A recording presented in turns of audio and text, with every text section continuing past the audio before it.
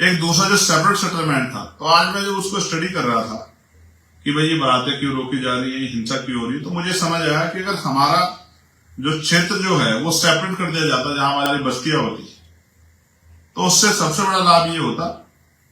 कि ये जो जाति के आधार पे अन्याय हिंसा हमारे साथ हो रही, अपमानित जो किया जा रहा है आज, ये बंद हो जाता। तो हम पे जातिगत अन्याय अत्याचार नहीं होता, जातिगत अन्याय अत्याचार हिंसा नहीं होती, तो हम भी अपनी पूरी एनर्जी जो है वो अपनी तरक्की पे लगा पाते, देश की तरक्की में योगदान कर पाते। लेकिन क्योंकि रोज हम पे अन्याय होता है तो हम इसी में उलझे रहते हैं कि बाबा साहब की स्टैचू तोड़ दी, कभी गुरु रविदास जी की तोड़ दी, कभी फूले साहब की तोड़ दी, कभी पेरियार जी की तोड़ दी, कहीं बाबू जगदेव प्रसाद कुशवाहा जी की तोड़ दी, कहीं जन्ना कपूर ठाकुर की तोड़ दी, कहीं उनका बोर्ड हटा देता और रोज हम इसी में थाने कचहरी में लगे रहते हैं। फिर मोटरसाइकिल पर चलने मार दिया, बारात रोक दी, महिलाओं के साथ हिंसा कर दी, तो हम इसी में हमारी आधी जिंदगी तो 75 साल इसी में खप गए। तो अगर सेपरेट सेटलमेंट हो जाता और हमारे क्षेत्र अलग हो जाते रहने के, तो ये जो आज की जो पोजीशन है, ये पोजीशन हमारे लिए नहीं होती।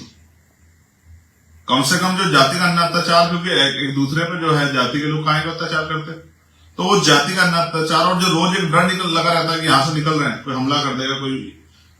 जो हमारे यहाँ घुस के मार देगा, तो ये खत्म हो जाता।